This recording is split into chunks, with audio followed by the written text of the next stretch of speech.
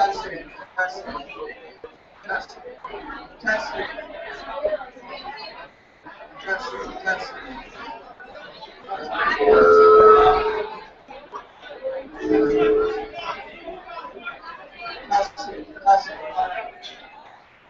All right, everybody, if you guys can get your seats. How's it going? In 1 second. All right. Woo! Wow.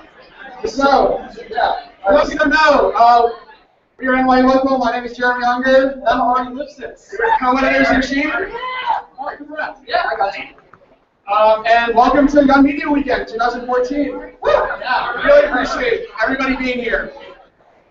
Yeah, so I mean, this is our 5th anniversary as a publication, and we're all incredibly excited to have an amazing cast of journalists. So, without further ado, we are going to be introducing our panelists. Our very first panelist is the editor of the newsfeed section of Time magazine. She is also a proud alumni of NYU Local, one of the founding members, correct? Yeah, founding members of NYU Local. She used to be the editor of Biddle at the New York Observer.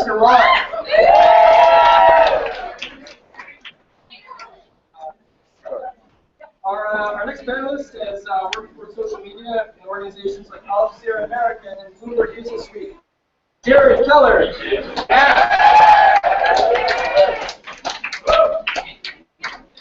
Our next panelist has written for ESPN the magazine. He's been a senior writer for ESPN. He's a panelist on Around the Horn and has been on Olbermann, the Norman Show on ESPN 2. Please give it up for Mr. Pablo Torre. Next up, we have Sam Biddle, who is the scourge of Silicon Valley. Yeah, I mean, Give it up to Sam. Our next panelist used to be the editor of Deadspin and has also has been an editor at Gawker. She now runs the Hairpin. Give it up for Emma Carmichael.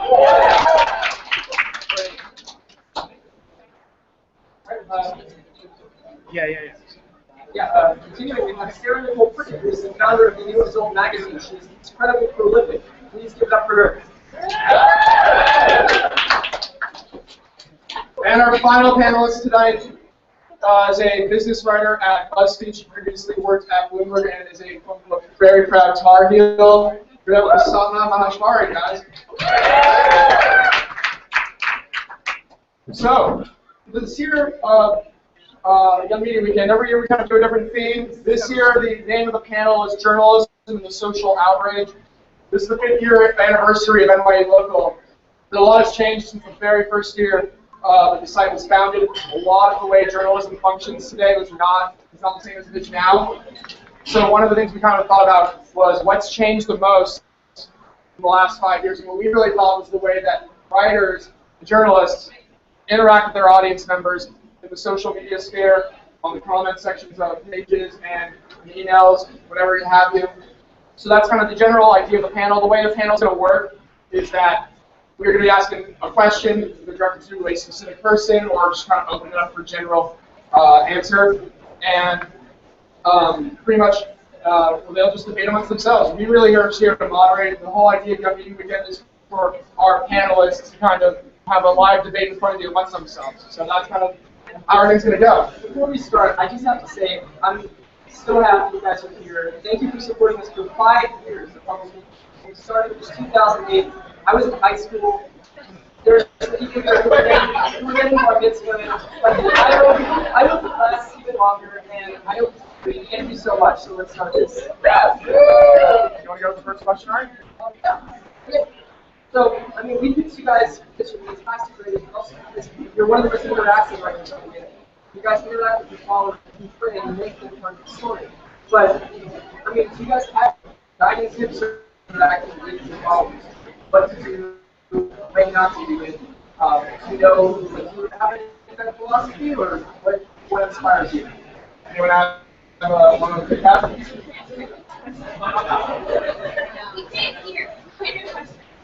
I don't think that mic's working. Is mic working? Yeah, it's working. Certain object? Yeah. You get the quiet. Can you hear this? Yes, you can hear you. My guiding philosophy is don't be an asshole. And don't do anything that you don't want printed on the front page of the New York Times. How much has everything kind of changed in the last 5 years since, or in the last 5 or 10 years since you've been working in journalism? How have you seen social media change? I mean, I've only been working that was my first job in journalism, so I can't really provide any context. I mean, I've been in media for 4 years maybe, and my first job was all of my jobs consisted of doing something related to social. So I can't really comment on how it changed, but it's a lot easier to get yourself a job, period. And everything is public. So, watch.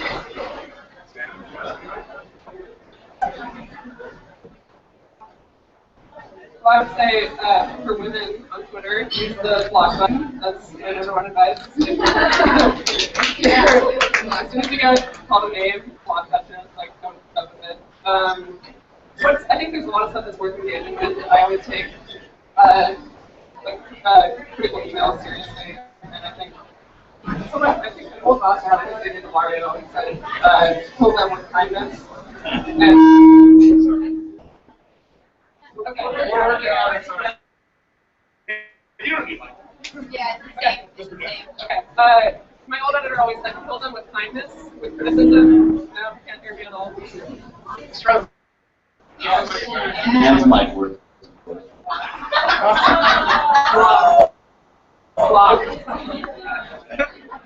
I just said the guiding principle is to kill them with kindness when it comes to criticism. Take criticism seriously and engage with it. Usually, if it's angry, there's like an element of truth to it that it's outrageous and it's worth engaging with. So this mic, this works now? This works now, great. I think the word brand is a very silly word.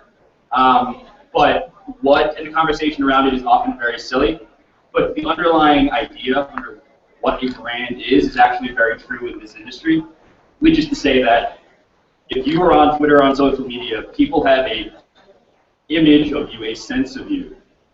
People have an impression of you, no matter what that is. And so, to me, I think being self-aware is probably the most important lesson. Sort of try and anticipate how varying types of people, whether they be rational or irrational, or most importantly, potential employers. Because I think whether or not social media is this bubble or whatever you want to call it, even if the conversation is very silly, the fact is that most of the people who are hiring people are on Twitter and on social media and following potential people to hire. And I do this show Around the Horn, and I got on that show because the host, when he really followed me on Twitter, and if he thought I was an asshole, I think there probably would have been a problem. And if I'm fired, by the way, during this panel, which currently live stream, please alert me to that. But anyway, yeah, being self-aware because, unfortunately or fortunately, everybody in journalism is on Twitter and consuming Twitter for reasons of RSS feeding, like that's how I read all my news, and also potentially hiring people. So take it seriously. And that said, if you want to be an unserious person, or if that's kind of the image you want to project, that may be valid. That may be very valid, but that's a thing to keep in mind as well. All right, so Jared said, don't be an asshole. I'm going to take a different tack. I think that being an asshole can really work for you. You make it work for you. The worst way to use Twitter is to say, here's a cool link. Here's, smart take. Check out this picture. There's a million people doing that, and it's boring as shit. You want to be remembered, or else you shouldn't be on Twitter at all. It's the whole point, right? It's so people remember your name. And no one remember your name if you're just some fucking lame talking, saying all the links. So you can be respected, generally, and still be what some people might call an asshole. I think being self-aware, like Evan said, is smart. But don't be afraid of coming across as an asshole if you're telling someone that they're wrong, or if your opinion is a contrary one. You want to look. Everyone in here wants to get a job, right? People aren't going to get jobs. Aren't going to hire people who they think are words I could say are shy. I always err on the side of being outspoken would be my advice. Just don't ever make jokes about disabled people or anything like that. I want to ask about the stop down in a second. I did want to ask one counter question to you, Sam. You're kind of known So for those who don't know, again, Sam is the editor of Valleywag, which is Gawker's tech blog. They've done a very good job since relaunching. Something that you kind of become known for is really actively engaging your commenters. In any article, you can be kind of seen if you go to the right down to that first link, it's you commenting to specific people over and over again. Why did you kind of decide to do that? And kind of like, where's your philosophy on when to comment and when not to comment with commentary? Well, I have to for my job. They make us. But even if it weren't my job, though, I mean, you have to. It's important to know what to reply to. Half the 90% of the comments you're gonna get are gonna be like, "You suck," "Slow news day," "Fuck you," "This is bullshit," "This is gay," "You're gay," etc. Or worse. So you don't reply to that. But if someone, I try to think of it as if I were talking about it in a bar or at home or whatever, what kind of conversation would I want to have about the topic? So, I say my piece, and then if someone has something even half smart to say, reply to that. And I think that's going to be a big part of all of our jobs is engaging. You don't have, you can just say like, good point. You don't really have to make it a real big production. But you also get people comfortable talking to you, and those can be your sources for the next story. So the more people feel like they can dump their guts to you, the better you might get your job by accident. So that's my. Does anyone something? It's going to solve nothing more to say. Well, I mean, to that point, you have to be aware of what you're doing and what your job is when you're tweeting and all of that. Because if you are a reporter that's trying to get news, you don't necessarily want to be the most outspoken person and putting your opinion out there on Twitter, because you may not have the right people then come forward and share information with you. And legally, if you're a business reporter, for example, you don't want to put an opinion of, oh, this company sucks, and then have a million stories about how much they suck. Like, let those facts speak for themselves. I think you have to be careful, depending on what you're doing. But I mean, if you're an opinionated writer and you're writing opinion versus writing news, I think you have to be careful of that line and careful of what you're putting out there in that. Sarah, what's Sarah about to say? Let's say that's something that she has microphone. Sarah? Yeah, can you hear me? Yep. Yeah. All right. Sam can be an asshole in a way that I can't necessarily be an asshole, or I can, and sometimes I am, but it's not read quite the same way. I think people are likelier to think that someone like Sam is being funny than someone like me because of, I don't know, a number of factors, gender being one of them, looks being another. One thing about Twitter, I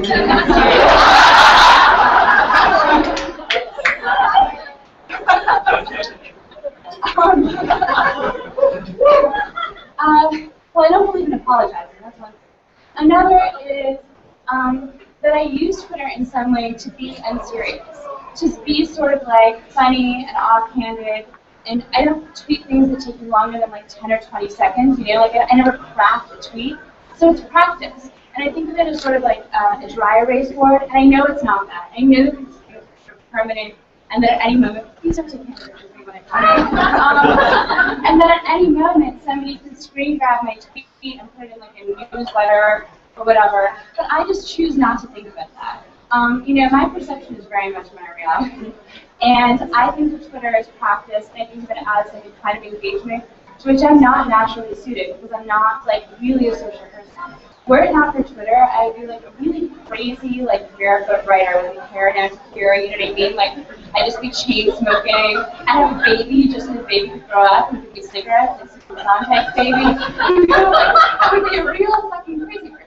And so Twitter, in a weird way, keeps me sane. Sometimes I think too sane and too stressed out about what people think. But, you can choose. You can choose who you follow, and you can create for yourself on Twitter the kind of street populated by people from so many different areas, a street you would never find in the real, current, segregated New York, and I think that's great. And the thing about comments is like my job, which is not really a job, I write and I make my own magazine, so I work for the people who work for me, and that's all. But in my writing online, I've learned just not to read the comments. It's not worth it. the likelihood that somebody is a better commenter than I am a writer is so fucking low. It's like, I mean, this is. I've been doing this for a long time. And it's like, I actually, if someone emails me, if someone tweets at me with a real sounding name and face, then I'm likely to respond. I respond to all emails that I think are from girls. Please don't take this opportunity to like adopt a girl's name and avatar and think that I'm gonna, it's like I just don't care what emails from a lot of men. But emails from most girls, if you're a girl, you can. Sorry, that's just the way it is. And but yeah. I don't search my name on Twitter, I don't search my name on Tumblr. Let people talk shit about me, people can have whatever opinion they want, but I do not have the time to research every person who has an opinion on me to determine whether their opinion is valid. And you come to a point in your career where whether or not you're too good for something, you just say you're too good for it, but you never will. That's it. That's it. Then we're going to go to the next one. Yeah, I just want to touch on this. So, I mean, it's been brought up that like social media really is a great way to get a job, but there are writers who are phenomenal writers who just don't have that social media presence. Do you feel that like a good social media presence is absolutely necessary for journalism these days? Discuss.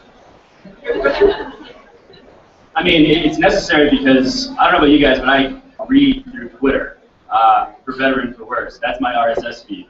And I know a lot of editors, my bosses are all on Twitter.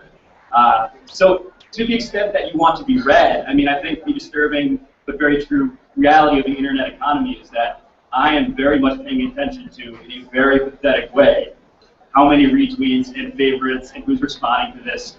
All of that is very superficial and very sad. And you can look up the statistics about what percentage of the world is actually on Twitter and the declining rates at which people are using Twitter. That's all true.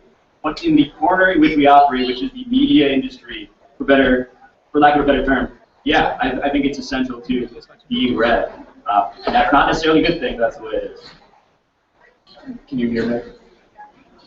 What was the original question? Is it essential? Yeah, so when you were in an editor-in-chief position, how much would you consider that waiting versus creative writing? I mean, no, it's not important. I mean, I do this for a living, and I can tell you it's not important. I mean, Twitter doesn't drive traffic. It doesn't bring people to your articles. I mean, you can have a great Twitter presence, but really the only people who are going to be talking about your article live between 59th and Red. I mean, Twitter is a performance, and it's a stage.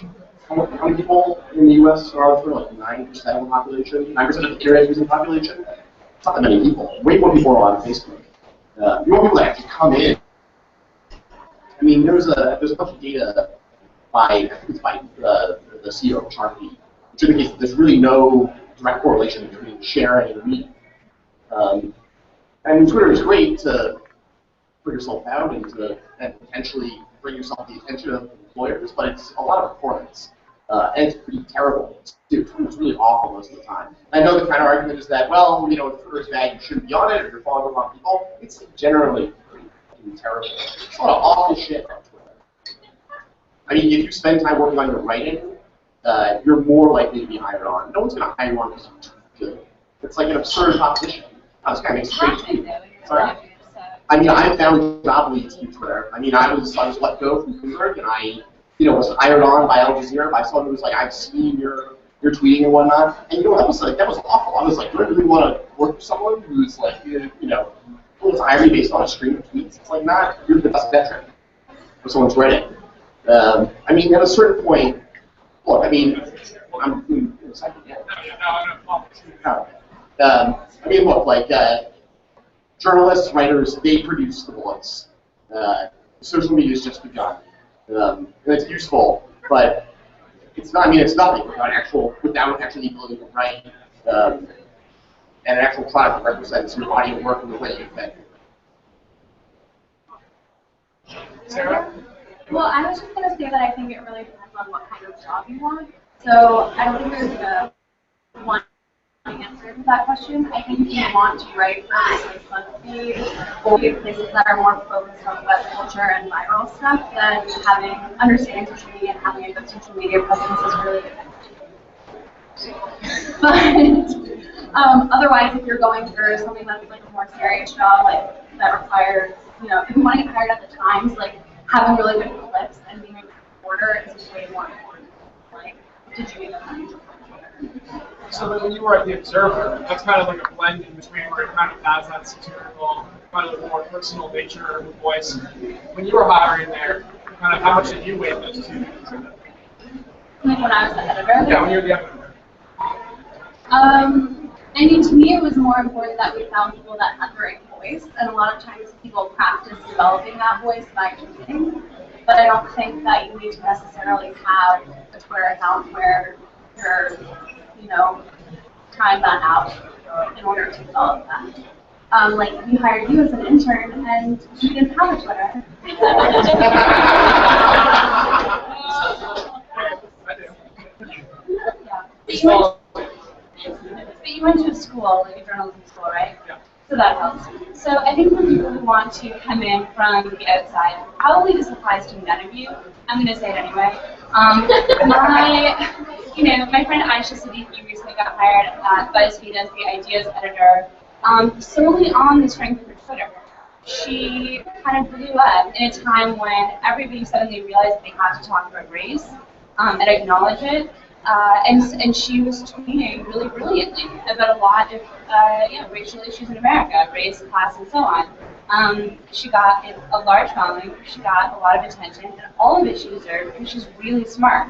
And BuzzFeed hired her from, Kentucky, wherever she lived. She was going to go to law school. So that does happen, but it's true. You have to be exceptional.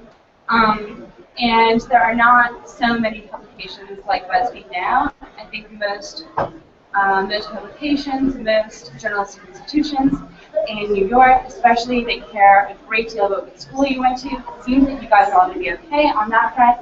I don't know. I never graduated school, so for me it was good to be able to use Twitter. I don't know how many jobs I really got from it. When I think about it, I think everything I've been asked to do has come from it. But still, in terms of being known in a certain way that I might not otherwise have been known because I didn't go to school with these people, and now I can be Twitter friends with that, I think that helps a little bit. And it's good not to be too dismissive of the things that people use because they're available and they're free, and sometimes that's all you have. Yeah, I would just add, if your choice that you're facing is, do I develop this social media presence or write good stories, you should choose to write good stories.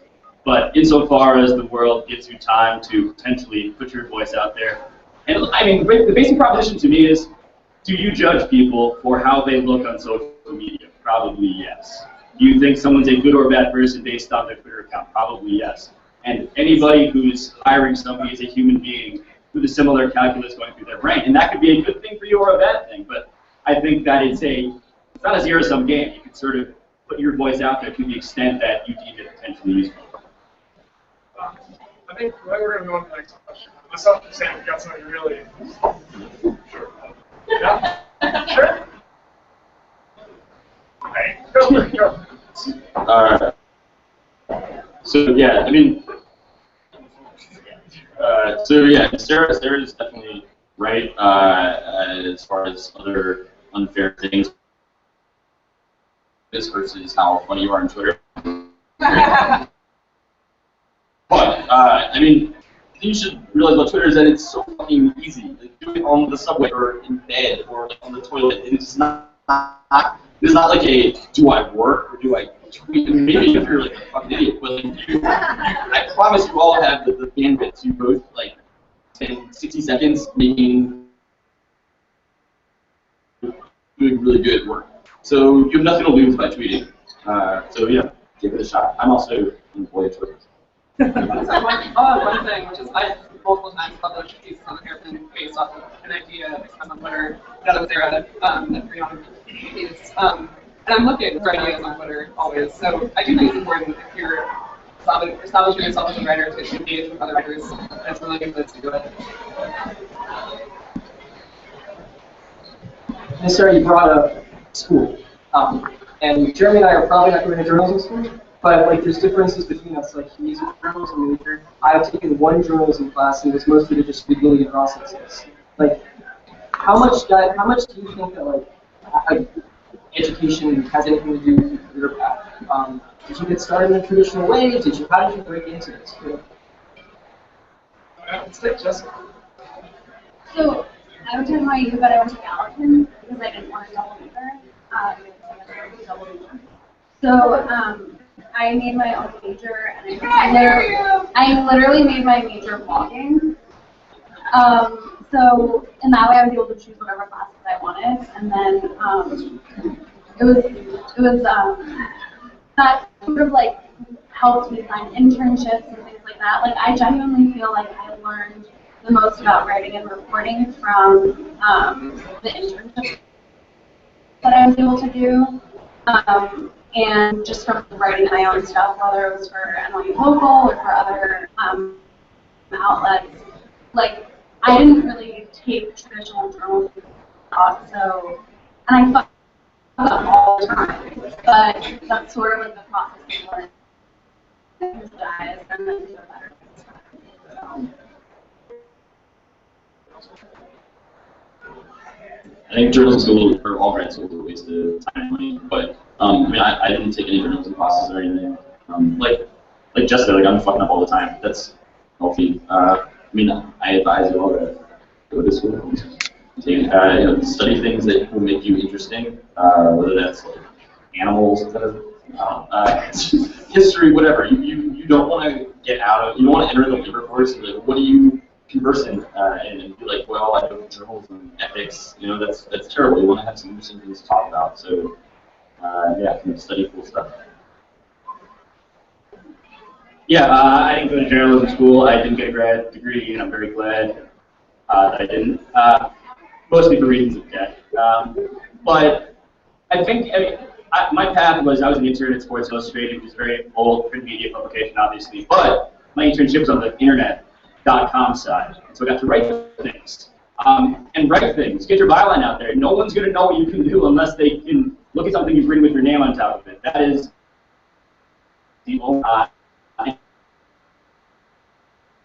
to show people that is how you get a job. Yes. I have a running joke with my co-editor of the Hairpin, Gia Tolentino, it's the best. Where if we were to publish, like, here's how you pitch the Hairpin, or here's how you get published, it would be like 2 lines, and it would say, have an idea that no one else has, and write it well. And I think that's it, and I think you don't need to go to day school to do that. I think I would learn a lot in terms of reporting and gathering information for, like, investigative pieces in journalism school, but I'm not doing a lot of that, and I think that's something you can also learn on your feet with real-world assignments, and you get those assignments by getting books. The thing about journalism school is that they teach you to do everything right. You'll do everything correctly. You'll follow all the steps that you need to report your piece, you'll be fact-checked, and so on. And yet, if you don't have a moral intelligence or an emotional intelligence, which often comes from first writing by yourself, finding out the boundaries, realizing the questions that you not yourself want to answer, you can write a piece that does everything right, and yet at the same time does incredible harm. I think we can all think of examples of recent long-form journalism pieces that have been major fuck-ups that were on paper 100% correct. So, if you're going to go to journalism school, you should maybe be on Twitter, be in conversations, listen to people who are not folks like you, you should read a lot of fiction. All of this stuff is good. You should go the fuck outside,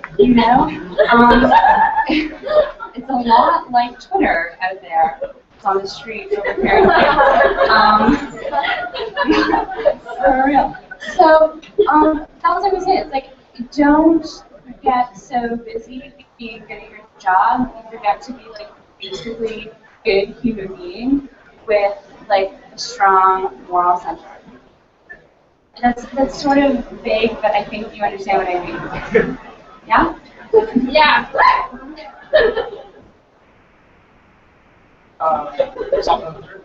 Yeah, I hope this doesn't sound super basic, but because I wanted to be a reporter, and so I went there because I wanted to do the journalism school at UNC, which is one of like only a few really good undergrad programs for that.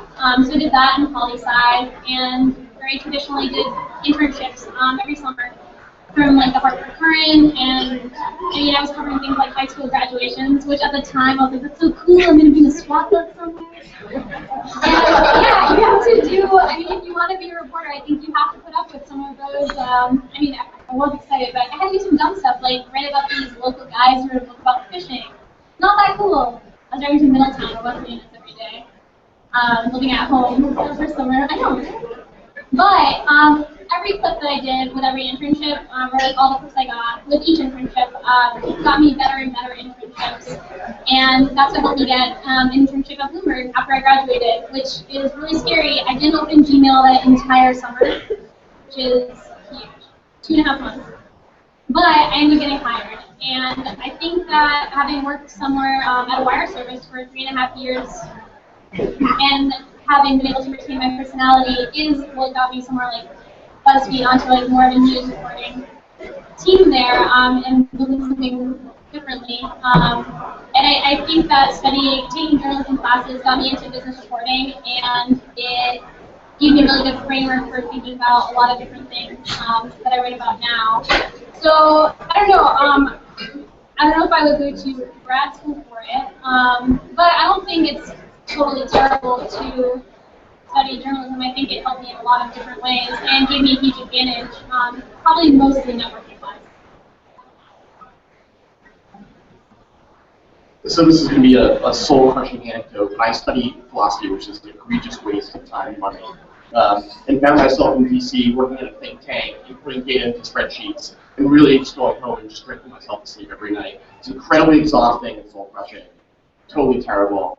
The only way that I ended up being hired at the Atlantic was that I came in as an intern on The Wire, which was that was the Atlantic Wire, which was a news and opinion operation. We had like the Atlantic 40, which is the top op-eds by the 40, whatever. It was a bunch of garbage. But basically, I came into this job and saw an unmet need, which is that I understood that Twitter and Facebook were getting more and more users. This is like 2009, early 2010, and that's where people were going for their consumption. So I basically just convinced people there that they should make a job for me.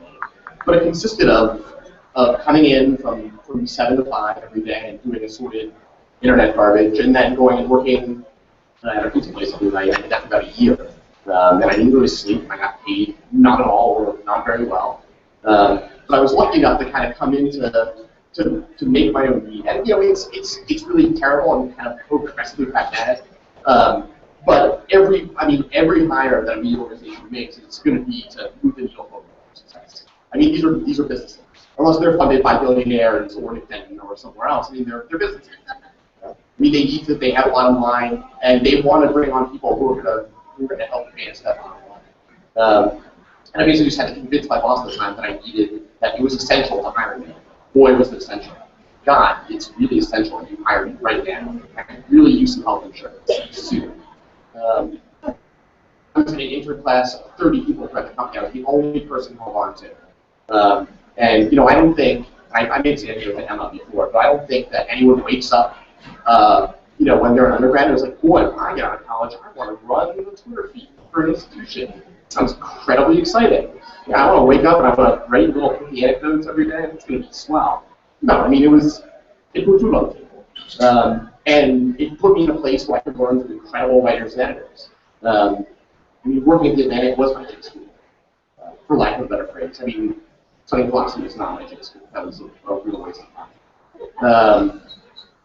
But I mean, it was useful, and I learned how to be not a better journalist, but like an actual journalist from working with these brilliant writers and editors. But sometimes you kind of put yourself in a job that may not be your dream, so you can get it somewhere else, which is where I am, which is on right now. So if anyone has any job leads, I'll be at the bar when we're done. So thank you.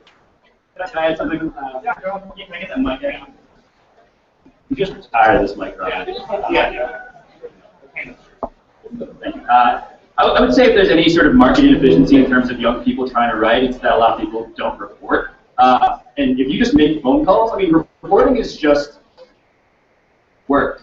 It's just stuff you got to do, calls you got to make. And I think there are a lot more people who are voicey and have opinions that are very, very smart, but also get lost in a general shuffle of people who are also approaching that. And if you can bring stuff that no one else has, Emma was saying, execute an original idea. Originality, one way to ensure originality is to do reporting. That's stuff that no one else has by definition, usually doing it well at least. So I would say reporting is a good approach to take if you're trying to get clips. Just make phone calls. A lot of people aren't doing that still. So we've been talking a lot about kind of the social media side and kind of getting your articles out there and how to really get a kind of really a presence of yourself in the journalism world. We kind of want to turn it now a little bit to the writing styles and how the writing styles have changed a little bit. And something we've noticed a lot is how writers are kind of now more and more starting to interject themselves into their stories. And I know when you were at Deadspin, there was that big article about how you went to the Juggalo Festival, which I hope you can explain to everyone in a second what that is.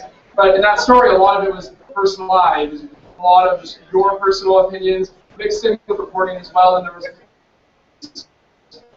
then you had other stories like, for those who know it, there was a story by Grantland a couple of months ago where a journalist kind of involved himself so much in the story that they kind of ended up portraying themselves as the hero to the story about the inventor of a golf club who ended up committing suicide. And there was a lot of people had a lot of debate about that. But, yeah? What kind of hero? What? What kind of hero? Sorry? What kind of hero is the journalist who wrote the story? Well, he was the person who kind of... Like a murdering kind of. Yeah. He was the one who was kind of doing he kind of portrayed himself as the person doing the super investigative reporting, the Woodrow and Bernstein type thing, in his article to reveal this crazy secret about this golfer, or this golf manufacturer. But kind of, for you guys, how much do you believe you should be interjecting yourself now today into your stories? How much should you be a character in the story? Should you be more a traditional fly on the wall? I guess Emma, you should probably be the person to start off. Yeah, that's a good question. I'm wary of it, and I think a lot of that for me has to do with the fact that I started out writing at Deadspin, which has a mostly male audience, and I was really uncomfortable putting myself into my writing there because the audience was really sexist, and I knew that they would take details, personal details, and use them against me. And I really learned like a kind of protective instinct on that, and to this day, and now I run a website that publishes a lot of personal essays, and it's not my mode that I'm comfortable with. I think it's great when it's done well, obviously. With the Juggalo story, which is I went to the gathering of the Juggalos in 2011, and I went undercover, so I wore like face paint, and I wrote about that experience. And that was like by necessity a personal experience. I couldn't really write that without giving my own background and letting that like tell the story. And so I think there are moments and opportunities where it's great to do that. And I think as young people, it's the instinct, right? Because we don't have necessarily the reporting chops or like the life experiences to not do that. And so the instinct is to go personal. I don't think it's always the right initial instinct because at a certain point you run out of things to say about yourself, right? And I always think that about young writers, it's like if you spend 2 years writing personal and collected stories, and in those 2 years you're indoors on Twitter looking at the computer screen, you don't really get the life experiences or like the face-to-face reporting experience that I think is really important down the line and in like building a long writing career. So I'm wary of it, but I think it's a great way to get started.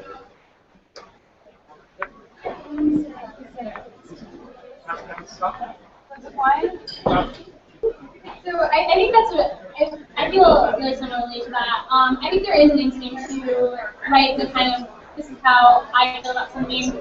I interviewed Doug Charney, the American Apparel CEO, at the end of January, and it was just as wacky as you would expect. He's just the kind of person that, like, we were supposed to meet at the headquarters, and then we met at his house because he was chasing a three-legged dog that belonged to him now newly because it belonged to an employee before, and there was like a young woman sitting outside, and he was like very jumpy.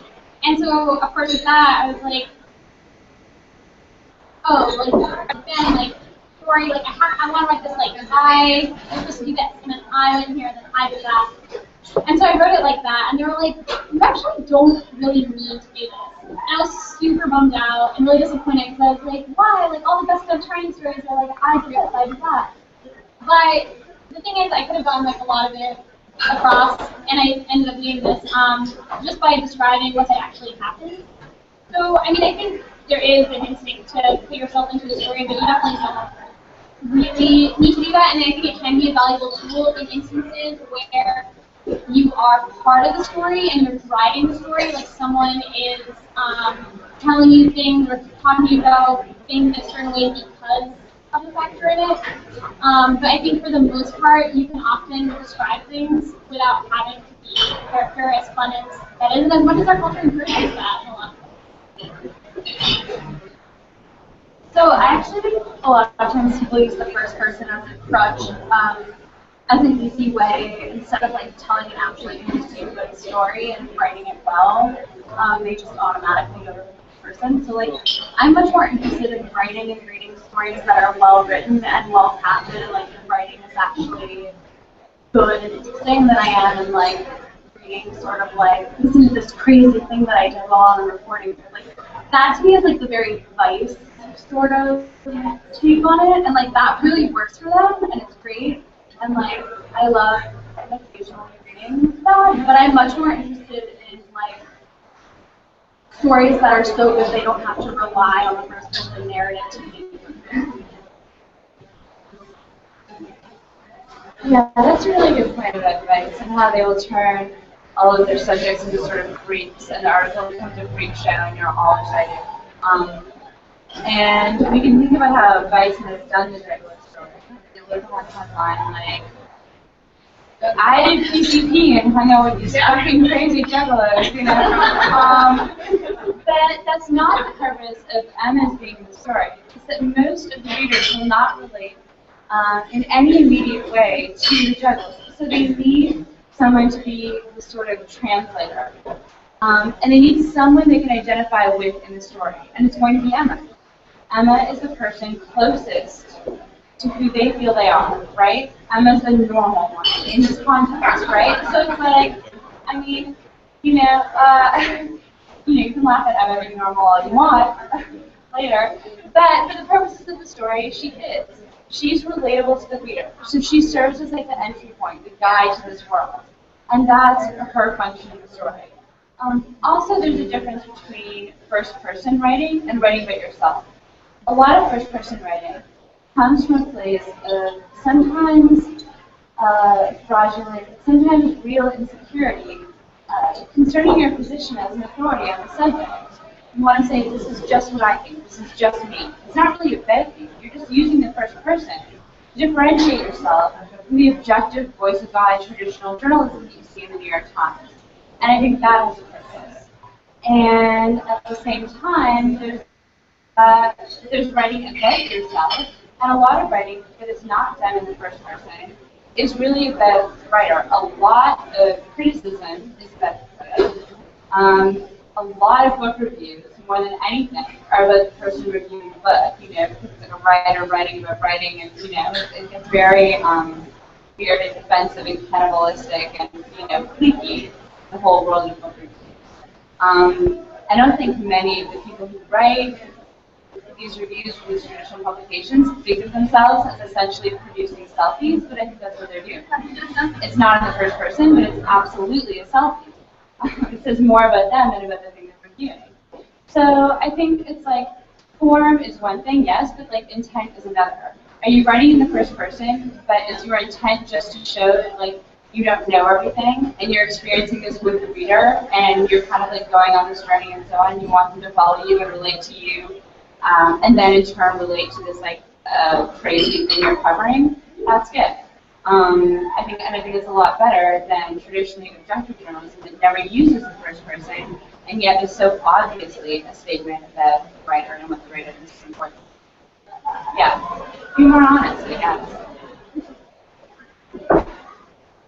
Yeah, I would just say my instinct is to see if I can write something as a third person, and then if I can't do the first person, I just think that, look, if you're John Jeremiah Sullivan, write in the first person all you want. But if you're not, and not to say that everybody needs, that's the Right in the standard. first person. Fuck John Jeremiah Sullivan. Sorry. Wait, I'm just using it as somebody who's I know, I know. right. Fuck you. Yeah. Okay. But like, sorry, there's like a lot of people who are denigrated for writing in the first person, and John Jeremiah Sullivan is heralded for doing the same thing. Sorry. No, I don't You disagree. just put a little vinegar in it. I apologize for mentioning John Jeremiah Sullivan. What I'm saying is that there's a higher upside. I think if you're a really good first-person writer, this is a personal preference, this is just editorial preference. If you're a really good first-person writer, I think your piece can be absolutely amazing. But if you're a bad one, I think there are so many more minds to have to negotiate than trying to do it as a traditional journalist writing in the third person. So what objective? What's the right one? Yes. Okay, yeah. If you're ever wondering, don't write about it yourself. It's almost always boring and no one gives a shit. And you think people give a shit because you're vain. I'm speaking from experience. But I'm boring, you're boring. We're all here for pretty much the exact same. No one wants to read about your life. So like that, you know, as someone who just had to like slog through a lot of that shit. Yeah, don't do it. That would be my advice.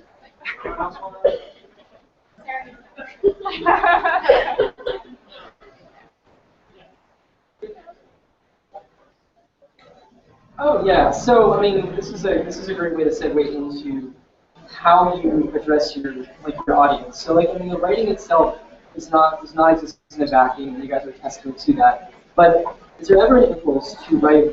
And this is a weird question: to write for pages? I mean, to write for the eyeballs? And how do you, or do you differentiate like the way that you see your writing versus the way that like, you see your audience seeing your writing? And yeah, how much pressure is there from the organizations that you write for to make these really snappy articles? Or do you feel pressure from yourself? Or is that like really too broad? Look, my least favorite criticism is like, you're just doing that for the page views. No shit, everyone is writing something because you want someone to read it. If you don't want people to read what you write, just like work at Deloitte and keep a fucking diary and don't bother the rest of us. Everyone here wants an audience. There's nothing wrong with that. You know, you like yourself, you're proud of your work, and that's good. It should be. I don't get, despite, I know people think like Outr is like, niggas saying like, revolver to my head, saying get clicks. But I think most of the pressure is personal, internal, and it's competitive, it's fun to be widely read. When Emma's articles blow up, it's like an event for her. And it's great, and she deserves it, because it's fucking awesome. And it makes you feel good. It makes you want to be good again. And you should indulge that feeling and not feel like you're, you know, like a pornographer or a circus, you know, like a lion or something. Just like, go get it.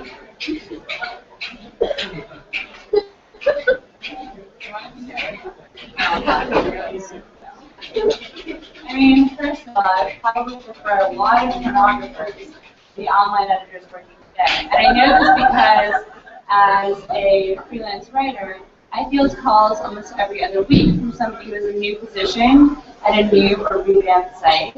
And what they want is voice. They want a fresh take. They want originality. They want an idea. They want you to come up with the idea. In a recent piece I wrote, they also wanted me to come up with a title. I almost volunteered sarcastically to write the tweets for them and also to go over there and sign my check. These people are, I'm 28, so I belong to a generation that remembers life and aspirations before the internet. Had I wanted to work in magazines when I was 12, I would have wanted to work in print magazines. I actually didn't want to work in media at all. When I got out of journalism school, the landscape was shifting, it has now shifted. So that there are people my age who grew up wanting to be in print magazines, but their job is that they are an online editor. And they don't even give a fuck about what they do 40 hours a week a lot of the time. So they call writers and they want, like, they say when you're younger, it'll be like exposure, access, and that can be valuable. And then they say freedom, you can write about whatever you want. Like, I have any idea what I want. I'm so fucking busy. It's like, I am not sitting around at home, like, thinking about contemporary trends, I'm just not. An editor who takes the time to read my work and say, I think this is a good story for you. And if that editor does that, the last question I ask is how much I'm going to get paid. Because I know that they care, and I know that they're going to put work into it. A lot of people want stuff for not a lot of money and not a lot of their investment. You write it, it goes up, you write the title yourself. I mean, it's all, right? It's, the world is bullshit. So, if you're young and you have a lot of ideas, go find these editors because you are what they need. They need someone who is like going outside, going to parties, on the ground, figuring out what's new, deciding what's cool, and writing. And it's unfortunate that when you're 23, these editors don't call you and say you can write about whatever you want. It's sad that this is only happening to me now when I have like no time to want anything. I'm not being, it's like I have my mind is complete blank if I'm not being paid to think like that. That's honestly how I feel.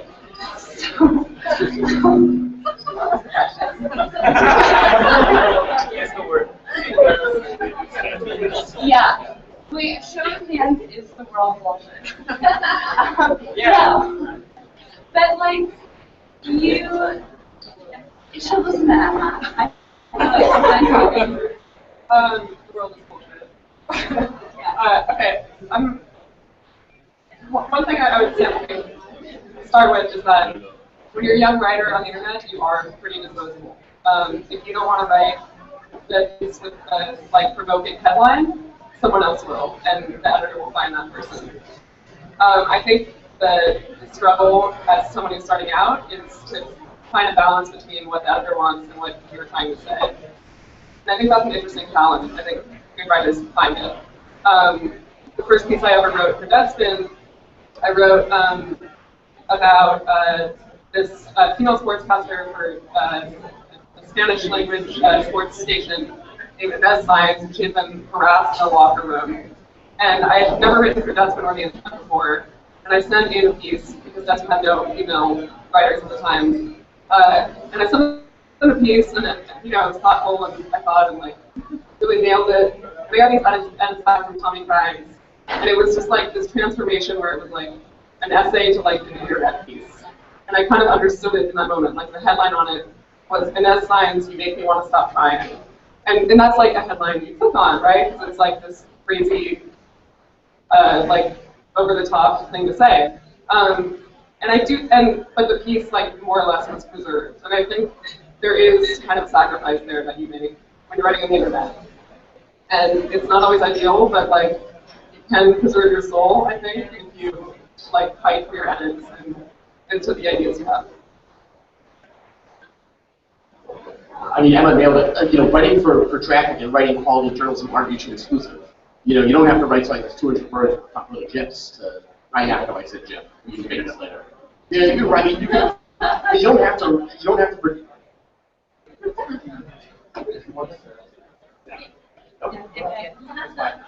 I mean, it's fine. Potato potato. I mean, you don't have to write crap to get traffic. Is the thing. I mean, the internet has changed the way we think about packaging stories. An incredibly obtuse headline that would work in a print magazine started by amazing photography doesn't work. And it's a giant flood of content. Some of it is really good, and some of it is garbage. And I mean, I hate far from being silver because I don't like being silver. But you want to be signal over noise. You want to cut through. And no one is going to read your story unless they click on a link on a tweet or a Facebook post or unless they come to a site and read everything on there. I mean, you have to make yourself discoverable. But if something is good, people will share it. If we're about traffic, people will share it. There's a reason why the monthly, our cover stories would go viral all the time. Oh God, I said go viral. It's fucking terrible. Also, if you have an editor who says, how can we make stuff go viral, quit that job. Because they're asking the wrong question. But to produce something that you put heart into, that requires a lot of reporting, something that's valuable, doesn't mean selling your soul. It doesn't mean writing a bunch of crap in the meantime. And you continue. I mean, even if you're not getting paid to produce something that's quality, it's something that's long, it's something that's that you think is valuable and drives the conversation forward, you should do it anyway. You spend your time writing 200 words and a bunch of GIFs, like, over and over for years on end, you'll lose your ability to produce something that's really noisy, that's useful, that has really unique take in it. I mean, it's a necessary evil, I guess. You have to write for a place where traffic is everything. I mean, if you write online, that is what it is at a certain point. But writing something thoughtful and creative and well reported and something that matters to people doesn't mean that you're writing something no one will ever read. People will share what resonates with them. It's just not selling it the right way.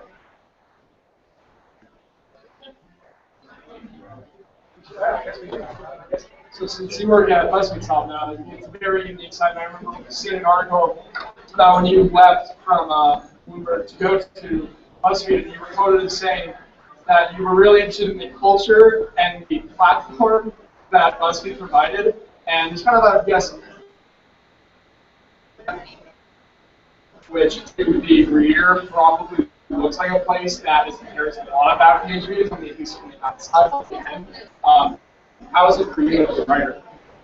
Yeah, I mean, I feel like I'm probably in a unique position because as for the news at BuzzFeed, I've never felt any pressure on paid views since I've been there, or even a number of posts, which surprises a lot of my sources on like retail media and even PR people at companies who were initially hesitant because they were worried about how my reporting would change or how I would change as a reporter if that would be the case.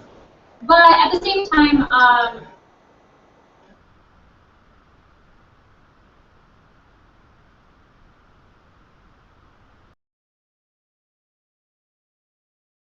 CEO, he actually did a ton of reporting to find this lawsuit, but basically I uncovered this like 40-page airplane manual he had for young men working on the Abercrombie jet. And it was just like over the top, and there was like a month before I found that and it went out. And I had heard like really salacious things about the CEO that I was able to prove, but as I interviewed people through LinkedIn, by the way, huge underrated resource. Weirdly, you can find like a ton of people who will dish to you on LinkedIn. I know it's bizarre. But they told me about this family office that the CEO had, and it is run by his partner. And so when I started searching that in court cases, I found this lawsuit, and it had the airplane manual, and like there's crazy shit in there, like like our stewards have to wear polos and pierce cologne and this, and it's all written. They could never like dispute it. But after I found that, Bloomberg was like, yeah, we don't know if this is like a story on its own. We should tie it to the fact that private equity firms are walking away from the company based on the CEO's management style. And this is a lot about his management style. Well, are you fucking kidding? Like, this 40 pages, like, went on Gawker. It went so viral. And there was, like, a 2-day lag before I went on Gawker where I was like, the world needs to see this. And then, like, I saw it erupt. But I was so, like, it was such a fucking awesome document. And I think that was something that I was like, I do want to work for somewhere else on the internet and, like, show this kind of thing, the light of day. So I don't know. I mean, for me, I don't feel like I have a lot of pressure to get anything at BuzzFeed page views-wise, but there is a huge emphasis on students, which I think will try in whatever realm we're reporting on. Because, I mean, let's face it, a lot of the internet is commentary, and if you're bringing something new to the table, which is, I think, like something everyone on this panel does, and has kind of echoed that sentiment, that's what you should be focusing on. Like, the thing that you can find, maybe it's new information, and there's a lot of information out there that people just talk about, and they don't try and find. And there's so much out there that, like, you can find. So we're actually to the last question.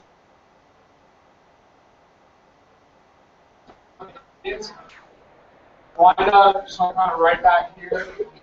After we ask this last question, anyone who's in line is more than welcome to ask a question. No one wants to line up with us.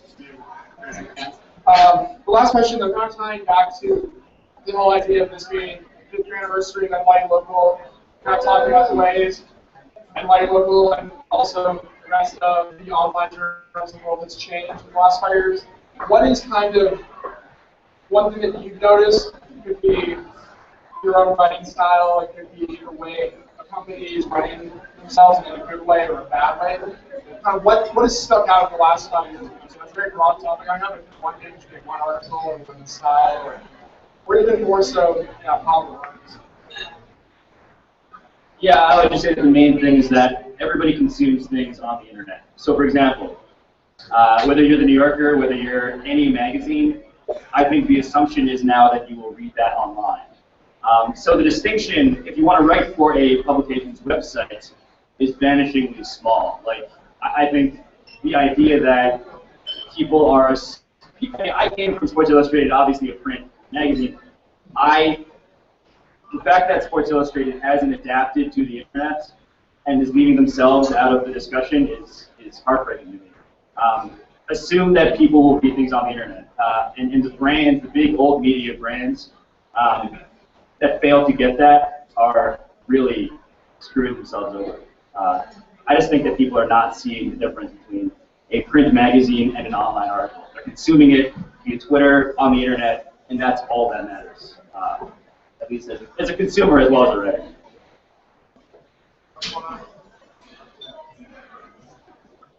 If you're looking for a job, work somewhere small and nimble, people care about what they're doing.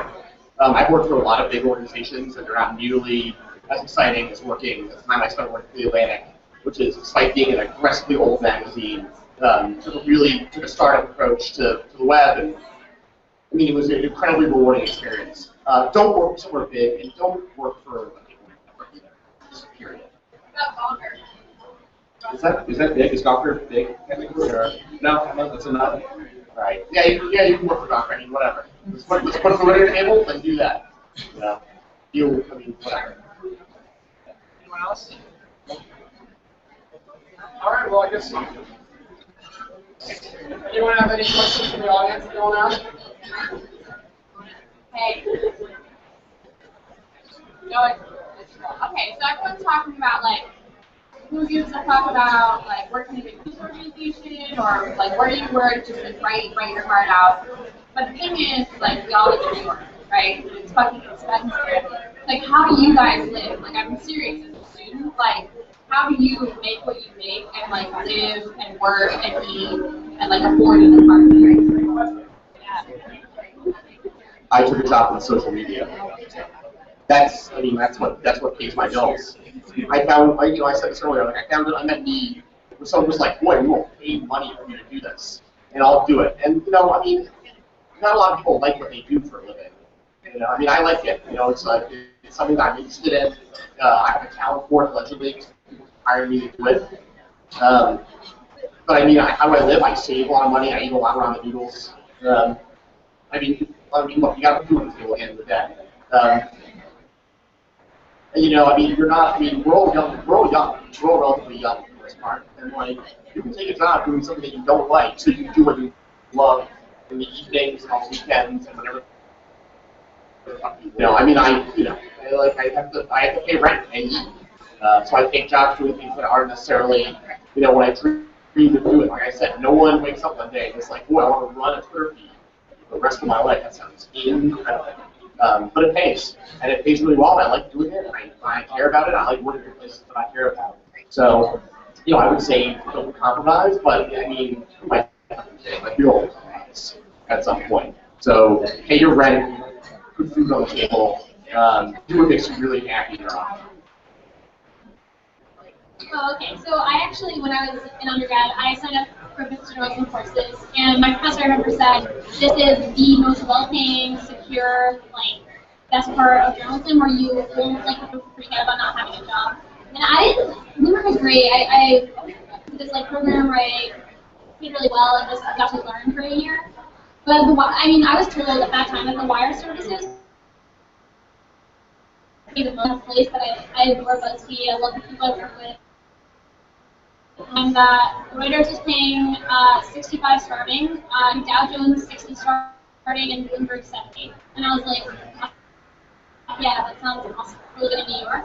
And I don't think there's anything terrible about learning how to do business reporting. They don't like documents and they don't like numbers, but you can write about really like figure out things like Abercrombie and Fitch and so on and like interesting things.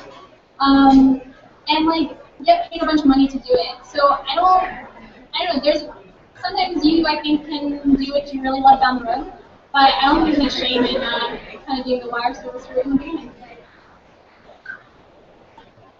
I think like also while you're still in school, like, and most of you are probably being supported by your parents, like do as much as you can in that time. For me, like I couldn't afford really to do like unpaid internships, so I worked at the NYU alumni office, and that was how I made most of my money. And then my off time, which was like very little off time, but basically when I had any sort of like break at the end of the day, I would try to write and just click on the internet and hope that people saw it. So like that struggle is like very real, but it's also one of those things where I feel like if you want it enough and you like can, you know, try to make the time to take whatever shitty job that you can get in order to pay the bills, then you can like try to really do what you love.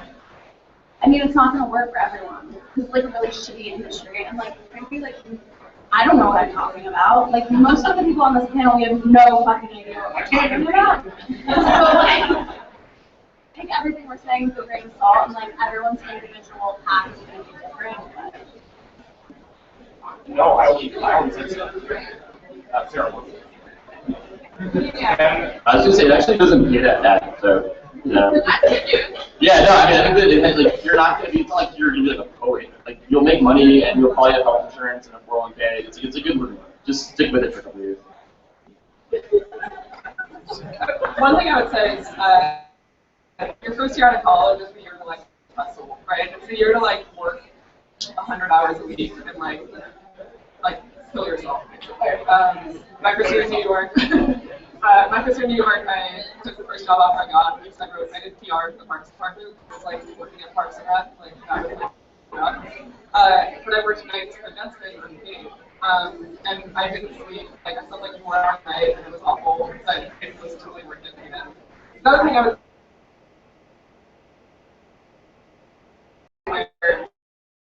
women are not well represented, and often they're really eager to hire women and to like make their stats more diverse. And I think it's okay to use that to your advantage. So think about places that aren't well staffed in terms of diversity and like put yourself out there. When I lived in Toronto for 5 years. I only moved to New York 2 years ago, so I have a slightly different perspective. I had no interest in working 100 years. I had no interest in working 100 hours a week when I dropped out of journalism school and went to internet and fashion magazine. What I wanted was to get pretty damn polished. I wanted to fly to like other cities and talk about clothes. I wanted to go to parties. I wanted to have all the stuff that I didn't have right now. And that was suddenly available to me because I could get a car and I love the car, which is of course that's not insignificant. Not everybody can do what I did.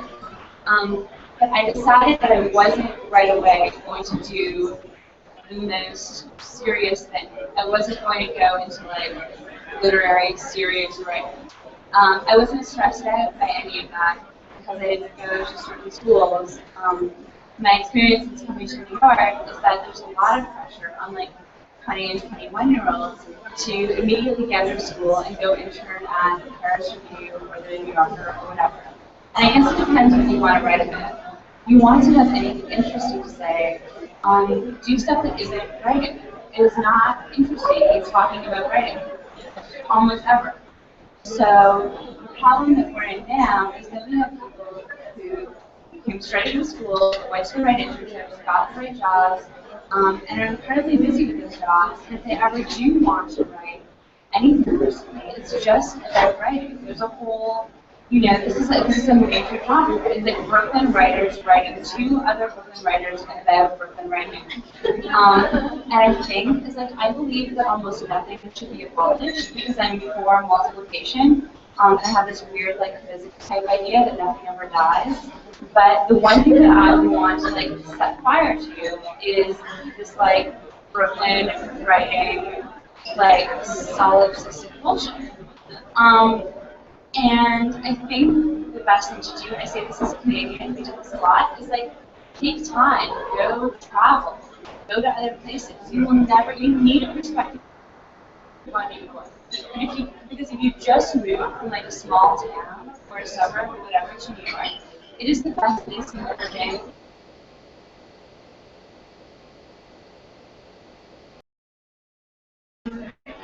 And just so is realizing that there are many centers in the world, and that it actually doesn't matter whether like you're mentioned in this week's New York Media newsletter at all. Anyone else? Yeah, 2 years, so that helped. Look, if you want to make money, go be a lawyer. You know, like, if you're doing this, you're at some point doing it because, for reasons both vain and not vain, you enjoy writing, you like seeing your name attached to your work. I mean, at some point you're doing it because you enjoy that. And know that the people who are lawyers are having a way worse time in their lives than you are. And that's the biggest payment that I personally get. Well, I think we're actually a little short on time, guys. But I just wanted to say thank you first. Thank you to the panel. Everybody, round of applause for them. I want to say thank you to Jorge and Maria for running our sound night. I want to say thanks to Matt, everyone here, and everyone at the Cocktail Room for having us here. And then, last but not least, I got to my co-editor, Ari, who put everything on back for this.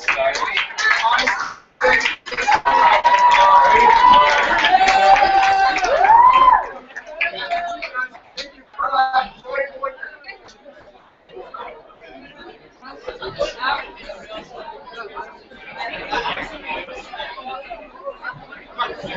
Thank you.